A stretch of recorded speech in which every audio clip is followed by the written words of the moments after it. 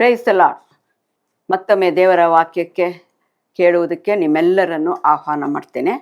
ಈಗಿನ ವಾಕ್ಯದ ಒಂದು ಶೀರ್ಷಿಕೆ ಏನೆಂದರೆ ಕ್ರಿಸ್ತನ ಎರಡನೇ ಬರೋಣದ ಒಂದು ನಿರೀಕ್ಷೆ. ಅಂದರೆ ನಾವೆಲ್ಲರೂ ಕ್ರಿಸ್ತನ ಎರಡನೇ ಬರೋಹಣನ ನಿರೀಕ್ಷೆ ಮಾಡ್ತಾ ಇದ್ದೀವಿ. ಅದು ಹೇಗಿರುತ್ತೆ, ಈ ವಾಕ್ಯದಲ್ಲಿ ಏನು ಹೇಳಿದೆ, ಬೈಬಲಲ್ಲಿ ಏನು ಹೇಳಿದೆ ಎಂಬುದಾಗಿ ನಾವು ಸ್ವಲ್ಪ ಹೊತ್ತು ಧ್ಯಾನ ಮಾಡೋಣ, ಪ್ರಾರ್ಥನೆ ಮಾಡೋಣ. ತಂದೆಯಾದ ದೇವರೇ, ನಿನ್ನ ನಾಮಕ್ಕೆ ಸ್ತೋತ್ರ ಸ್ವಾಮಿ. ನಿನ್ನ ವಾಕ್ಯಗಳು ನಮ್ಮನ್ನು ನಡೆಸ್ತಿರುವುದಕ್ಕಾಗಿ ಸ್ತೋತ್ರ. ನೀನೇ ಹೇಳಿದ್ಯಪ್ಪ, ನಾನೇ ಜೀವ ಸತ್ಯವೂ ಮಾರ್ಗವು ಅಂತ ಹೇಳಿದ್ದೀರಾ. ನಿಮ್ಮ ವಾಕ್ಯದ ಮೂಲಕ ನಮ್ಮನ್ನು ಬಲಪಡಿಸು, ಜ್ಞಾನವನ್ನು ಕೊಡು, ನಿನ್ನ ವಾಕ್ಯದಂತೆ ನಡೆಯುವಂತೆ ನಮ್ಮನ್ನು ಆಶೀರ್ವದಿಸು. ಯೇಸುವಿನ ನಾಮದಲ್ಲಿ ಪ್ರಾರ್ಥಿಸ್ತೇನೆ ತಂದೆಯೇ, ಆಮೇನ್ ಆಮೇನ್. ಯೇಸು ಸ್ವಾಮಿ ಎರಡನೇ ಸಾರಿ ಬರುತ್ತಾರೆ ಎಂಬುದನ್ನು ನಮ್ಮೆಲ್ಲರಿಗೂ ಗೊತ್ತಿರುವಂಥ ವಿಷಯ. ಯಾಕಂದರೆ ಸತ್ಯವೇದದಲ್ಲಿ ನಾವು ಓದುತ್ತಾ ಇದ್ದೇವೆ, ಮತ್ತೆ ಯೇಸು ಸ್ವಾಮಿ ಈ ಲೋಕಕ್ಕೆ ಎರಡನೇ ಬಾರಿ ಆಗಮಿಸಿರು ಅಂತ ನಾವು ವಾಕ್ಯದಲ್ಲಿ ಓದಿದ್ದೇವೆ. ಕೆಲವರು ಇದನ್ನು ನಿಜನ ಸುಳ್ಳ ಅಂತ ನಂಬಲ್ಲ. ಇನ್ನೂ ಕೆಲವರು ಇದೆಲ್ಲ ಸುಮ್ಮನೆ, ನಾವು ಲೋಕದಲ್ಲಿ ಇರುವಷ್ಟವರೆಗೆ ಸಂತೋಷದಿಂದಿರೋಣ, ಅದು ಯಾವಾಗ ಬರ್ತಾರೋ ಏನು ತೀರ್ಮಾನ ಆಗುತ್ತೋ ನಮಗೆ ಗೊತ್ತಿಲ್ಲ, ಈ ರೀತಿಯ ಆಲೋಚನೆ ಮಾಡೋರು ಕೂಡ ಜನರು ಇದ್ದಾರೆ ನಮ್ಮ ಜನರಲ್ಲಿ.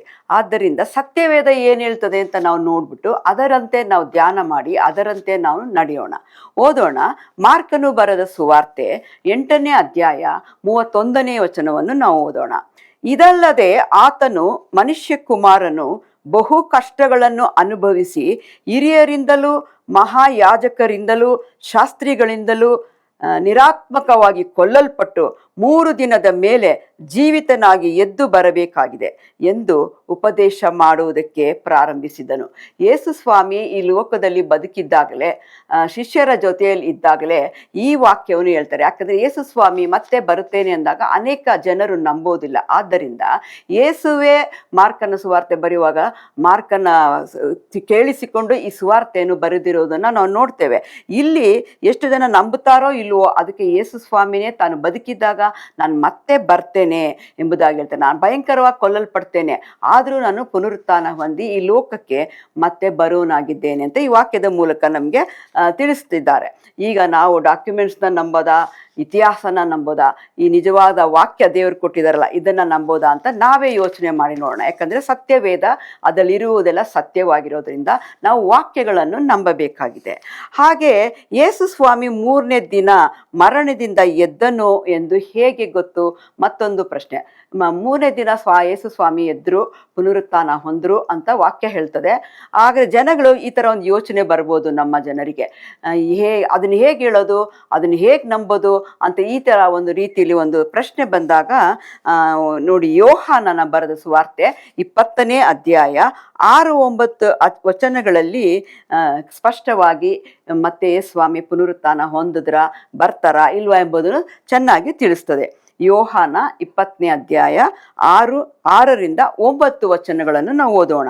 ಸೀಮೋನ ಪೇತ್ರನು ಅವನ ಹಿಂದೆ ಬಂದು ಸಮಾಧಿಯೊಳಕ್ಕೆ ಹೋಗಿ ಆ 4 ಬಟ್ಟೆಗಳು ಬಿದ್ದಿರುವುದನ್ನು, ಆತನ ತಲೆಯ ಮೇಲಿದ್ದ ಕೈ ಪಾವುಡ, ಆ 4 ಬಟ್ಟೆಗಳು ಕೂಡ ಇರದೆ ಅದು ಒಂದು ಕಡೆಯಲ್ಲಿ ಬೇರೆ ಇರುವುದನ್ನು ನೋಡಿದನು. ಮೊದಲನೇದಾಗಿ ಯೇಸು ಸ್ವಾಮಿ ಸತ್ತು ಎದ್ದ ಮೇಲೆ ಪೇತ್ರನು, ಯಾವಾಗಲೂ ಯೇಸು ಸ್ವಾಮಿ ಹಿಂದೆನೇ ಇದ್ದಂಥ ಪೇತ್ರ ಅದೇ ಸಮಾಧಿ ಒಳಗೆ ಹೋಗಿ ನೋಡುವಾಗ ಅಲ್ಲಿ ತಾನು ಹಾಕಿಕೊಂಡಿದ್ದ ತಲೆ ಬಟ್ಟೆ, ಏನು ಬಟ್ಟೆ ಆ ಮೈ ಮೇಲಿತ್ತು ಅದನ್ನೆಲ್ಲ ಮಡಚಿ ಒಂದು ಕಡೆ ಕ್ಲೀನಾಗಿ ಇಟ್ಟಿದ್ದನ್ನ ನೋಡ್ತಾನೆ. ಅದು ಒಂದು ರೀಸನ್ ನೋಡಿ, ಹೇಗೆ ನಿಮ್ಗೆ ಗೊತ್ತು ಅನ್ನೋದಕ್ಕೆ. ಯೇಸು ಸ್ವಾಮಿ ಎದ್ದಿದ್ದಾರೆ, ಆತನ ಬಟ್ಟೆಗಳೆಲ್ಲ ಮಡಿಸಲ್ಪಟ್ಟಿಟ್ಟಿದೆ. 2ನೇ ಕಾರಣ ನೋಡ್ಬೇಕಾದ್ರೆ, ಆಗ ಸಮಾಧಿಯ ಬಳಿಗೆ ಮೊದಲು ಬಂದಿದ್ದ ಆ ಮತ್ತೊಬ್ಬ ಶಿಷ್ಯನು ಸಹ ಒಳಕ್ಕೆ ಹೋಗಿ ನೋಡಿ ನಂಬಿದನು. ಇದು 2ನೇ ಒಂದು ನಮಗೆ ಉತ್ತರ ಕೊಡ್ತಾ ಇದೆ. ಅಂದರೆ ಮತ್ತೊಬ್ಬ ಶಿಷ್ಯ, ಆತನ ಹೆಸರು ಹೇಳಿಲ್ಲ, ಆತನು ಮೊದಲೇ ಬಂದು ಸಮಾಧಿನ ನೋಡ್ತಾನಂತೆ. ಬಂದು ನೋಡಿ ಯೇಸು ಸ್ವಾಮಿಯ ಬಟ್ಟೆಗಳು, ಆತನ ಧರಿಸಿದ ವಸ್ತ್ರಗಳೆಲ್ಲ ಮಡಚಿ ಒಂದು ಕಡೆ ಇಟ್ಟಿದ್ದನ್ನು ನೋಡಿದ್ರಿಂದ ಯೇಸು ಸ್ವಾಮಿ ಎದ್ರು ಅಂತ ಆತನು ಕೂಡ ನಂಬಿದನು.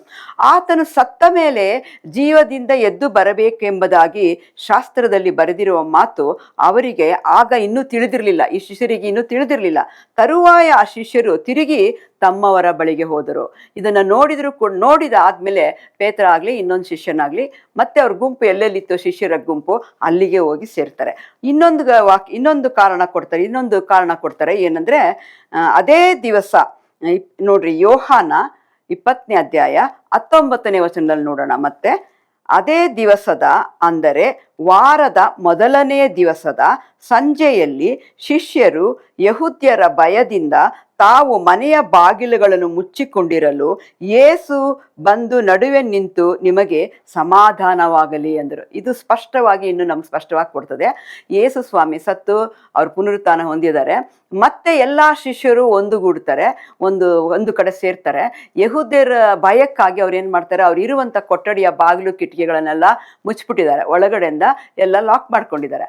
ಆದರೆ ಯೇಸು ಸ್ವಾಮಿ ಸಡನ್ನಾಗಿ ಅವರ ಮಧ್ಯದಲ್ಲಿ ಬಂದು ನಿಂತು ನಿಮಗೆ ಸಮಾಧಾನವಾಗಲಿ ಅಂತ ಹೇಳ್ತಾರೆ.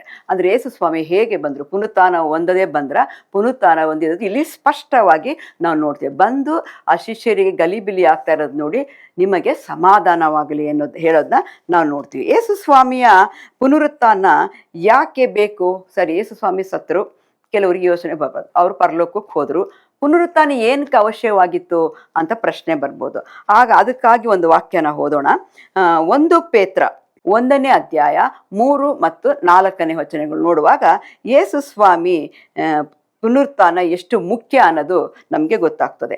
ಯೇಸು ಕ್ರಿಸ್ತನನ್ನು ಸತ್ತವರೊಳಗಿಂದ ಎಬ್ಬಿಸಿದವರಲ್ಲಿ ತನ್ನ ಮಹಾಕರುಣಾನುಸಾರವಾಗಿ ನಮ್ಮನ್ನು ತಿರುಗಿ ಜೀವಿಸುವಂತೆ ಮಾಡಿತು. ಪುನರುತ್ಥಾನ ಹೊಂದಿರೋದ್ರಿಂದ ನಾವು ಕೂಡ ಮತ್ತೆ ಜೀವಿಸ್ತೇವೆ ಎಂಬ ಒಂದು ಆಶೆ, ಒಂದು ನಿಜವಾದ ಸತ್ಯ ನಮಗೆ ಗೊತ್ತಾಯಿತು. ಅಷ್ಟೇ ಅಲ್ಲ, ಜೀವಕರವಾದ ನಿರೀಕ್ಷೆಯನ್ನು ನಮ್ಮಲ್ಲಿ ಹುಟ್ಟಿಸಿ ನಮ್ಮನ್ನು ಲಯ, ಕಳಂಕ, ಕ್ಷಯಗಳಿಲ್ಲದ ಬಾಧ್ಯತೆಯನ್ನು ಎದುರು ನೋಡುವವರಾಗಿ ಮಾಡಿದನು. ನಾವು ಯಾವ ಭಯನಿಲ್ಲ, ಯಾಕಂದರೆ ಯೇಸು ಸ್ವಾಮಿ ತಿರುಗಿ ಪುನರುತ್ಥಾನ ಹೊಂದಿದ್ದಾರೆ, ಅವ್ರು ಬರ್ತಾರೆ, ನಾವು ಮತ್ತೆ ಅವ್ರ ಜೊತೆ ಸೇರ್ತೀವಿ, ಇಂಥ ಒಂದು ಧೈರ್ಯವನ್ನು ನಮಗೆ ಅವರ ಪುನರುತ್ಥಾನದಿಂದನೇ ಬಂತು.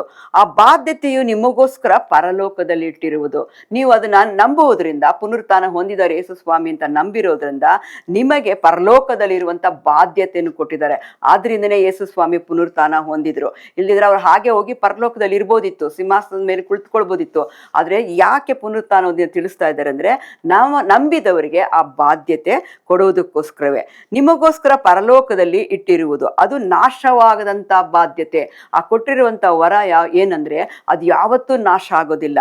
ಅದು ಲೋಕದ ರೀತಿಯಲ್ಲ ಇರುವಂತ ಆಸ್ತಿ ಪಾಸ್ತಿ ಅಂತಲ್ಲ, ಅದು ಶಾಶ್ವತವಾಗಿ ಇರುವಂಥದ್ದು. ಆದ್ದರಿಂದಲೇ ನಮಗೆ ಯೇಸು ಸ್ವಾಮಿ ಪುನರುತ್ಥಾನ ಹೊಂದುವುದು ಬಹಳ ಮುಖ್ಯ ಆಗಿತ್ತು. ಇಲ್ಲರೆ ಅವರೇ ಪುನರುತ್ಥಾನ ಹೊಂದಿಲ್ಲದಿದ್ದರೆ ನಮಗೆ ಪರಲೋಕದ ಬಾಧ್ಯತೆ ಇರ್ತಿತ್ತೋ ಇಲ್ಲವೋ ಅನ್ನೋದು ನಾವೇ ಯೋಚನೆ ಮಾಡಬೇಕು. ಮುಂದೆ ಒಂದು ಪ್ರಶ್ನೆ ಬರ್ತದೆ, ಯಾಕೆ ಯೇಸು ಸ್ವಾಮಿ ಪರಲೋಕಕ್ಕೆ ಮತ್ತೆ ಹೋಗಬೇಕಿತ್ತು? ಪುನರುತ್ಥಾನ ಹೊಂದಿದ್ರು ಸರಿ, ಯಾಕೆ ಯೇಸು ಸ್ವಾಮಿ ಪರಲೋಕಕ್ಕೆ ಹೋಗ್ಬೇಕಾಗಿತ್ತು? ಇಲ್ಲೇ ಇರ್ಬೋದಾಗಿತ್ತಲ್ಲ. ಆ ರೀತಿ ನಾವು ಯೋಚನೆ ಮಾಡ್ಬೋದು. ಅದಕ್ಕೂ ಒಂದು ವಾಕ್ಯ ಸತ್ಯವೇದದಲ್ಲಿ ಹೇಳಲ್ಪಡ್ತದೆ. ಯೋಹಾನ 14ನೇ ಅಧ್ಯಾಯ 2 ಮತ್ತು 3. ನನ್ನ ತಂದೆಯ ಮನೆಯಲ್ಲಿ ಬಹಳ ಬಿಡಾರಗಳು ಇವೆ, ಇಲ್ಲದಿದ್ದರೆ ನಿಮಗೆ ಹೇಳುತ್ತಿದ್ದೇನು, ನಿಮಗೆ ಸ್ಥಳವನ್ನು ಸಿದ್ಧ ಮಾಡುವುದಕ್ಕೆ ಹೋಗುತ್ತೇನಲ್ಲ. ನನ್ನ ತಂದೆ ಮನೆಯಲ್ಲಿ ಬೇಕಾದಷ್ಟು ಬಿಡಾರಗಳಿದೆ, ನಿಮಗೆ ನಾನು ಸಿದ್ಧ ಮಾಡಕ್ಕೆ ಹೋಗ್ತಾ ಇದ್ದೀನಿ. ನಾನು ಹೋಗಿ ನಿಮಗೆ ಸ್ಥಳವನ್ನು ಸಿದ್ಧ ಮಾಡಿದ ಮೇಲೆ ತಿರುಗಿ ಬಂದು ನಿಮ್ಮನ್ನು ಕರ್ಕೊಂಡು ಹೋಗಿ ನನ್ನ ಬಳಿಗೆ ಸೇರಿಸಿಕೊಳ್ಳುವೆನು. ಆಗ ನಾನು ಎಲ್ಲಿರುತ್ತೇನೋ ನೀವು ಅಲ್ಲೇ ಇರುವಿರಿ. ದೇವ್ರ ವಾಕ್ಯ ಏನು ಹೇಳ್ತಾ ಇದೆ ನೋಡ್ರಿ, ನಿಮಗೋಸ್ಕರ ನಾನು ಬಿಡಾರ ಸಿದ್ಧ ಮಾಡ್ಲಿಕ್ಕೆ ಹೋಗ್ತಾ ಇದ್ದೀನಿ, ಮತ್ತೆ ನಾನು ಬಂದು ನಿಮ್ಮನ್ನೆಲ್ಲ ಕರ್ಕೊಂಡು ಹೋಗ್ತೀನಿ. ಆಗ ನಾನು ಎಲ್ಲಿರ್ತೀನಿ, ಆಗ ನೀವು ಕೂಡ ನನ್ನ ಜೊತೆಯಲ್ಲಿ ಇರ್ತೀರಾ ಎಂಬುದಾಗಿ ಸ್ಪಷ್ಟವಾಗಿ ವಾಕ್ಯ ಹೇಳ್ತದೆ. ಮತ್ತೊಂದು ವಾಕ್ಯ ಇನ್ನೂ ಬಹಳ ಮುಖ್ಯವಾಗಿದೆ. ಅದು ಯೋಹಾನ 16:7ನೇ ವಚನ. ಅದರಲ್ಲಿ ಈ ರೀತಿ ಹೇಳ್ತದೆ, ಆದರೂ ನಾನು ನಿಮಗೆ ಸತ್ಯವಾಗಿ ಹೇಳುತ್ತೇನೆ, ಕೇಳಿರಿ, ನಾನು ಹೋಗುವುದು ನಿಮಗೆ ಒಳ್ಳೆಯದು. ನೋಡಿ, ಮತ್ತೆ ಹೇಳ್ತಾ ಇದ್ದಾರೆ, ನಾನು ಹೋಗ್ತಾ ಇರೋದು ಪರಲೋಕಕ್ಕೆ, ನಿಮಗೆ ಒಳ್ಳೇದು. ಯಾಕೆಂದ್ರೆ ನಾನು ಹೋಗದಿದ್ದರೆ ಆ ಸಹಾಯಕನು ಇಲ್ಲಿಗೆ ಬರುವುದಿಲ್ಲ. ಸಹಾಯಕನಂದ್ರೆ ಯಾರು ಅಂತ ಅರ್ಥ ಮಾಡ್ಕೊಂಡಿದ್ದೀರಾ? ಯೇಸು ಸ್ವಾಮಿ ಹೋದ್ಮೇಲೆ ಪವಿತ್ರಾತ್ಮನು ನಮಗೆ ಸಹಾಯಕನಾಗಿ ಈ ಲೋಕಕ್ಕೆ ಬರ್ತಾನೆ ಅಂತ.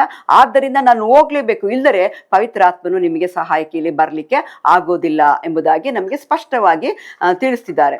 ಸಹಾಯಕ ಅಂದ ತಕ್ಷಣ ಯಾರು ಅಂತ ಯೋಚನೆ ಮಾಡಿ, ಅದು ಪವಿತ್ರಾತ್ಮನು, ಹೋಲಿ ಸ್ಪಿರಿಟ್ ನಮಗೆ ಈಗಿನ ಇಂದ ಯುಗ ಮುಗಿಯುವವರೆಗೂ ನಮಗೆ ಸಹಾಯಕನಾಗಿ ಈ ಲೋಕದಲ್ಲಿ ಇರುವಂತ ದೇವರು ನಮ್ಗೆಲ್ಲರಿಗೂ ಗೊತ್ತಿದ್ದು. ಹೇಗೆ ಗೊತ್ತು ಯೇಸು ಸ್ವಾಮಿ ತಿರುಗಿ ಬರ್ತಾರೆ ಎಂಬುದು ಅಂತ ಕೂಡ ಒಂದು ಆಲೋಚನೆ ನಮಗೆ ಬರ್ಬೋದು. ತಿರುಗಿ ಬರ್ತಾರೆ ಅಂತ ಹೇಳ್ತಾ ಇದ್ದೀವಿ, ಎರಡನೇ ಬರೋಣ, ಅದು ಹೇಗೆ ನಿಜ ಆಗುತ್ತಾ ಅಂತ. ಅದಕ್ಕೆ ದಾನಿಯೇಲನಿಗೆ ಒಂದು ದರ್ಶನವನ್ನು ದೇವರು ಕೊಡೋದನ್ನ ನಾವು ನೋಡ್ತೇವೆ. ಓದ್ರಿ ದಾನಿಯೇಲನ ಪುಸ್ತಕ 7ನೇ ಅಧ್ಯಾಯ 13 ಮತ್ತು 14ನೇ ವಚನಗಳಲ್ಲಿ ದಾನಿಯೇಲನು ತನ್ನ ಕಂಡ ಒಂದು ಸ್ವಪ್ನವನ್ನು ವಿವರಿಸಿ ನಮ್ಗೆ ಹೇಳ್ತಾ ಇದ್ದೇನೆ. ನಾನು ಕಂಡ ರಾತ್ರಿಯ ಕನಸಿನಲ್ಲಿ ಇಗೋ ಮನುಷ್ಯ ಕುಮಾರನಂತಿರುವವನು, ಅಂದ್ರೆ ಯೇಸು ಸ್ವಾಮಿಯ ದೇವಕುಮಾರನಂತಿರುವವನು ಆಕಾಶದ ಮೇಘಗಳೊಂದಿಗೆ ಬಂದು ಆ ಮಹಾವೃದ್ಧನನ್ನು ಸಮೀಪಿಸಿದನು. ಅವನನ್ನು ಆತನ ಸನ್ನಿಧಿಗೆ ತಂದರು. ಸಕಲ ಜನಾಂಗಗಳು ಕುಲಭಾಷೆಗಳವರು ಅವನನ್ನು ಸೇವಿಸಲೆಂದು ಅವನಿಗೆ ದೊರೆತನವು ಘನತೆಯು ರಾಜ್ಯವು ಕೊಡೋಣವಾದವು. ಅವನ ರಾಜ್ಯವು ಎಂದಿಗೂ ಅಳಿಯುವುದಿಲ್ಲ. ಅಂದ್ರೆ ಕ್ರಿಸ್ತನು ಬರ್ತಾನೆ ಅಂತಲ್ಲಿ ಚೆನ್ನಾಗಿ ನಮ್ಗೆ ತಿಳಿಸಲ್ಪಟ್ಟಿದೆ. ಮತ್ತೊಂದು ವಾಕ್ಯ ಓದೋಣ. ಅಪೊಸ್ತಲರ ಕೃತ್ಯ 1ನೇ ಅಧ್ಯಾಯ 10 ಮತ್ತು 11ನೇ ವಚನಗಳನ್ನು ನೋಡುವಾಗ ಯೇಸು ಸ್ವಾಮಿ ಮೇಲೆ ಹೇಗೆ ಹೋದರೋ ಅದನ್ನ ಬಾಯಿ ಬಿಟ್ಟುಕೊಂಡು ಎಲ್ಲ ಶಿಷ್ಯರು ಹಾಗೆಯೇ ನೋಡ್ತಿರುವಾಗ 2 ದೇವ ಪುರುಷರು ಬರೋದನ್ನ ನಾವು ಈ ವಾಕ್ಯದಲ್ಲಿ ನೋಡ್ತೇವೆ. ಅಪೊಸ್ತಲರ ಕೃತ್ಯ 1ನೇ ಅಧ್ಯಾಯ 10 ಮತ್ತು 11ನೇ ವಚನ. ಆತನು ಹೋಗುತ್ತಿರುವಾಗ ಅವರು ಆಕಾಶ ಕಡೆಗೆ ದೃಷ್ಟಿಸಿ ನೋಡುತ್ತಾ ಇರಲಾಗಿ, ಅಂದ್ರೆ ಎಲ್ಲರೂ ಆಕಾಶದ ಕಡೆಗೆ ನೋಡ್ತಾ ನಿಂತಿದ್ರು. ಹಾಗೆ ಇರಲಾಗಿ ಶುಭ ವಸ್ತ್ರಧಾರಿಗಳಾದಂತ 2 ಪುರುಷರು ದೇವದೂತರು ಕೆಳಗೆ ಬಂದು ನಿಂತುಕೊಂಡು, ಗಲಿಲಾಯದವರೇ, ವಚನ 14ನಲ್ಲಿ ಹೇಳ್ತಾ ಇದೆ, ಗಲಿಲಾಯದವರೇ ನೀವು ಯಾಕೆ ಆಕಾಶದ ಕಡೆಗೆ ನೋಡುತ್ತಾ ನಿಂತಿದ್ದೀರಿ? ನಿಮ್ಮ ಬಳಿಯಿಂದ ಆಕಾಶದೊಳಗೆ ಸೇರಿಸಲ್ಪಟ್ಟಿರುವ ಯೇಸು ಸ್ವಾಮಿ ಯಾವ ರೀತಿ ಆಕಾಶದೊಳಗೆ ಹೋಗುವುದನ್ನು ನೀವು ಕಂಡಿರೋ ಅದೇ ರೀತಿಯಲ್ಲಿ ತಿರುಗಿ ಬರುವರು ಎಂದು ಹೇಳಿದರು. ಅಂದ್ರೆ ಈ ವಾಕ್ಯ ಸ್ಪಷ್ಟ ನಮ್ಗೆ ಕೊಡ್ತದೆ ಏನಂದ್ರೆ, ಎರಡನೇ ಬರೋಣದ ನಿರೀಕ್ಷೆಯಲ್ಲಿ ನಾವಿದ್ದೇವೆ. ಕೆಲವರು ನಂಬ್ತಾ ಇದ್ದಾರೆ, ಕೆಲವರು ನಂಬ್ತಾ ಇಲ್ಲ. ನಂಬದೇ ಇರೋರಿಗೆ ದೇವರ ವಾಕ್ಯ ಕ್ಲೀನ್ ಆಗಿ ಹೇಳ್ತಾ ಇದೆ ಏನಂದ್ರೆ, ಯೇಸು ಸ್ವಾಮಿ ಎತ್ತಲ್ಪಟ್ಟು ಪರಲೋಕಕ್ಕೆ ಹೋದ್ರು, ಆದ್ರೆ ಈಗ ತಿರುಗಿ ಪರಲೋಕಕ್ಕೆ ಬರುವಾಗ ಬರ್ತಾರೆ ಅನ್ನೋದನ್ನ ದೇವದೂತರುಗಳು ಬಂದು ಗಲಿಲಾಯದ ಜನರಿಗೆ ಅವ್ರು ಆಶ್ಚರ್ಯವಾಗಿ ಆಕಾಶನ ನೋಡ್ತಾ ನಿಂತಿರುವಾಗ ಮತ್ತೆ ಯಾಕೆ ಇಷ್ಟು ಆಶ್ಚರ್ಯ ಪಡ್ತಾ ಇದ್ದೀರಿ? ಯೇಸು ಸ್ವಾಮಿ ಇದೇ ರೀತಿ ಹೇಗೆ ಹೋದ್ರು ಆಕಾಶಕ್ಕೆ ಅದೇ ರೀತಿ ಮತ್ತೆ ಬರೋನಾಗಿದ್ದಾನೆ ಎಂಬುದಾಗಿ ಹೇಳ್ತಾ ಇದ್ದಾರೆ. ಆಕಾಶದೊಳಗೆ ಸೇರಿಸಲ್ಪಟ್ಟಿರುವ ಕ್ರಿಸ್ತನ ಯಾವ ರೀತಿ ಆಕಾಶದೊಳಗೆ ಹೋದ್ರು ಅದೇ ರೀತಿ ವಾಪಸ್ ಬರ್ತಾರೆ ಎಂಬುದಾಗಿ ನಮಗೆ ಸ್ಪಷ್ಟಪಡಿಸ್ತಾ ಇದ್ದಾರೆ. ಹಾಗಾದ್ರೆ ಸತ್ಯವೇದ ಆತನ ಬರೋಣವನ್ನ ಹೇಗೆ ವಿವರಿಸ್ತದೆ ಅಂತ ಸ್ವಲ್ಪ ನೋಡೋಣ. ಯೇಸುನೇ ಹೇಳ್ತಾರೆ ಯಾಕೆ ಬರ್ತಾರೆ ಅನ್ನೋ ಕಾರಣನೂ ಹೇಳ್ತಾರೆ, ಮತ್ತೆ ಅವರ ಬರೋಣನೂ ಹೇಳ್ತಾರೆ. ಅದು ಲೂಕನು ಬರೆದ ಸುವಾರ್ತೆ 21ನೇ ಅಧ್ಯಾಯ 25, 26, 27 ಅಂದ್ರೆ 29 ವಚನಗಳವರೆಗೂ ನಾವು ನೋಡ್ಬೋದು.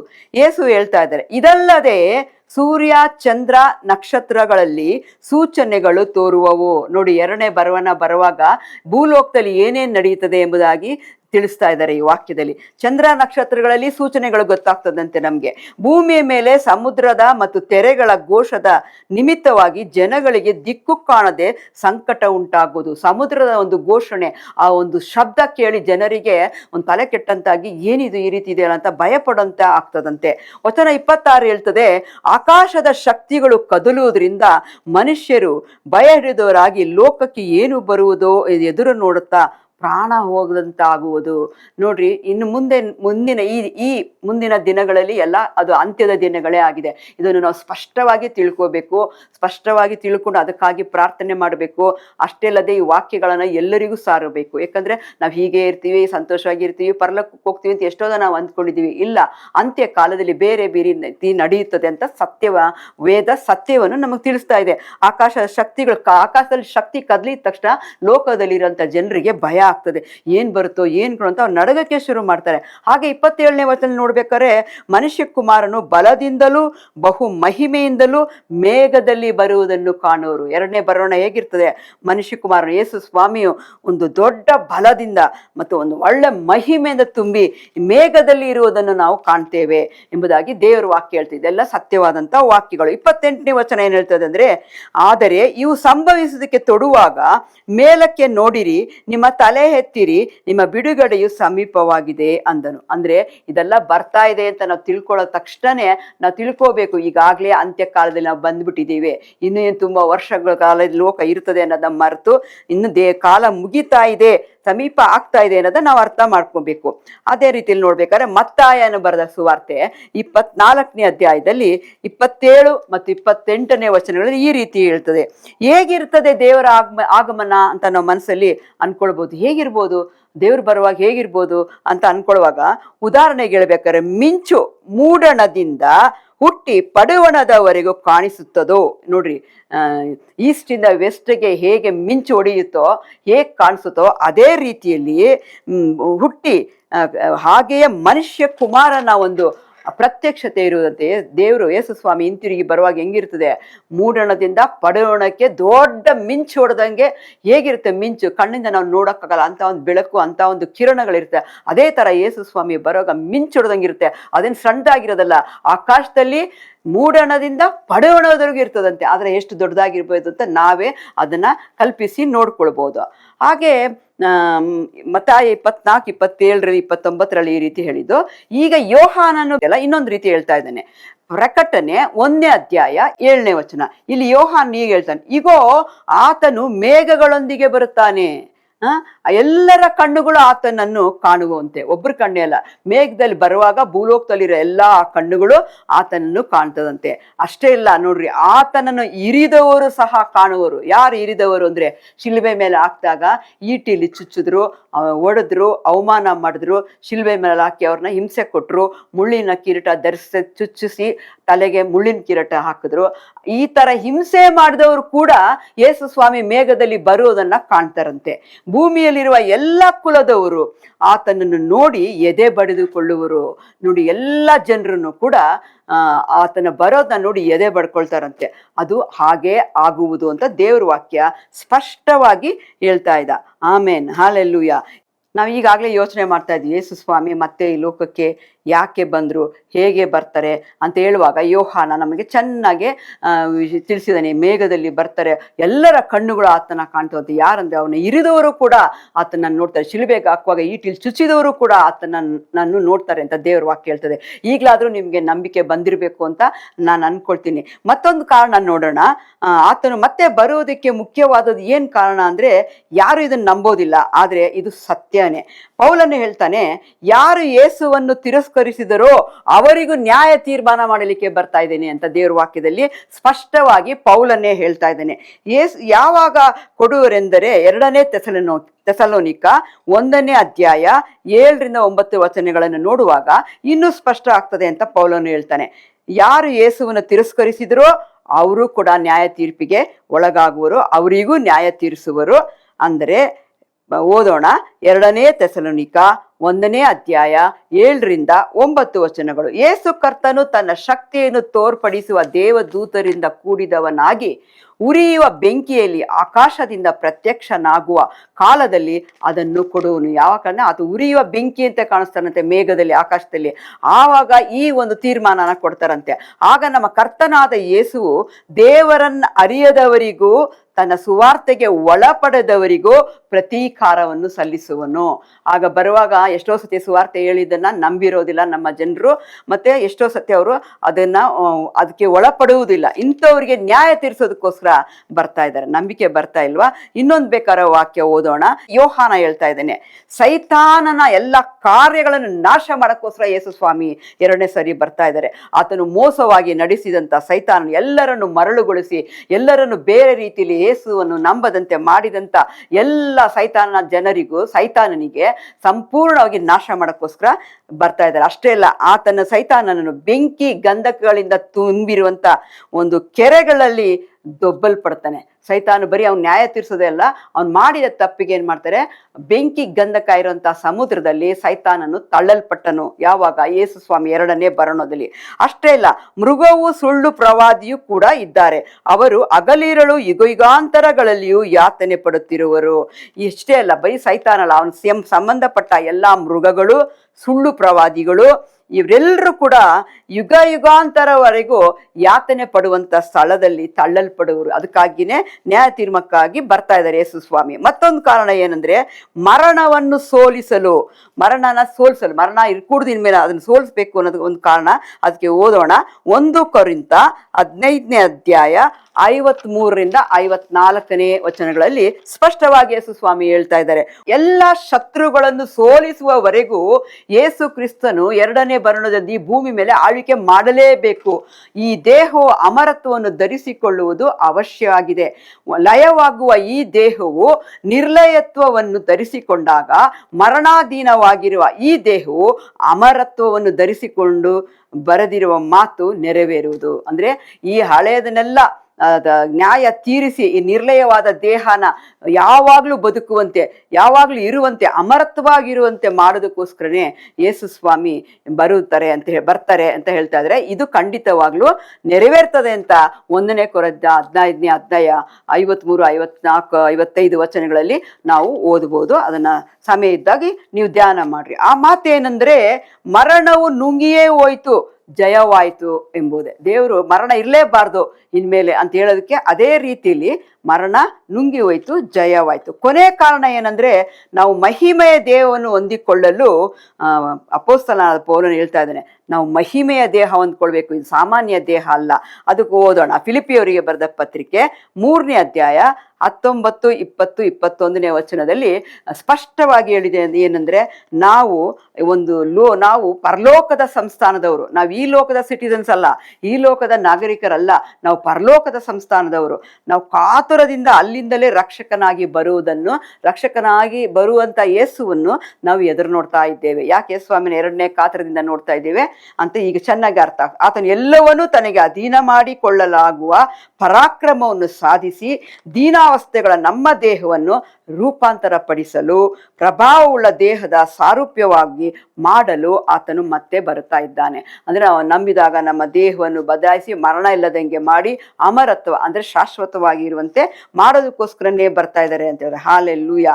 ದೇವರು ನಮ್ಮ ಈ ಒಂದು ಫಿಲಿಪ್ಪಿ 3ನೇ ಅಧ್ಯಾಯ 20, 21ನೇ ವಚನದಲ್ಲಿ ನಮಗೆ ಸ್ಪಷ್ಟವಾಗಿ ತಿಳಿಸೋದನ್ನ ನಾವು ನೋಡ್ತೇನೆ. ಈ ದೇವರು ಈ ವಾಕ್ಯವನ್ನು ಆಶೀರ್ವದಿಸಲಿ. ಒಂದು ಸಣ್ಣ ಪ್ರಾರ್ಥನೆ ಮಾಡೋಣ. ಹೌದು ಯೇಸುವೆ, ನಿಮ್ಗೆ ಸ್ತೋತ್ರಪ್ಪ. ಎಷ್ಟೋ ವಾಕ್ಯಗಳು ನಮಗೆ ಗೊತ್ತಿಲ್ಲ, ಆದರೆ ನಿನ್ನ ವಾಕ್ಯಗಳ ಮೂಲಕ ನೀನು ಯಾಕೆ ಬರುತ್ತಿದ್ಯಾ, ಏನನ್ನು ಮಾಡುತ್ತೀಯಾ, ಹೇಗೆ ಈ ಲೋಕದಲ್ಲಿ ನಮ್ಮನ್ನು ಕರ್ಕೊಂಡು ಹೋಗ್ತೀಯಾ, ಈ ಲೋಕದಲ್ಲಿ ನೀನು ಯಾವ ರೀತಿ ಜೀವಿಸ್ತೀಯಾ, ಪ್ರತಿಯೊಂದನ್ನು ಈ ವಾಕ್ಯದ ಮೂಲಕ ನೀವು ತಿಳಿಸಿದ್ದಕ್ಕಾಗಿ ನಿಮಗೆ ಸ್ತೋತ್ರ ಸ್ವಾಮಿ. ಅದನ್ನು ಓದಿ, ಅದನ್ನು ಧ್ಯಾನಿಸಿ, ಅದರಂತೆ ನಡೆದುಕೊಳ್ಳಲು ನಮ್ಮೊಬ್ಬೊಬ್ಬರನ್ನು ನೀನು ಆಶೀರ್ವದಿಸಬೇಕಾಗಿ ಯೇಸು ಕ್ರಿಸ್ತನ ನಾಮದಲ್ಲಿ ಬೇಡ್ಕೊಳ್ತೇನೆ, ನಮ್ಮ ಜೀವವುಳ್ಳ ತಂದೆಯೇ. ಆಮೇನ್, ಆಮೇನ್. ದೇವರು ಈ ವಾಕ್ಯನ ಆಶೀರ್ವದಿಸಲಿ.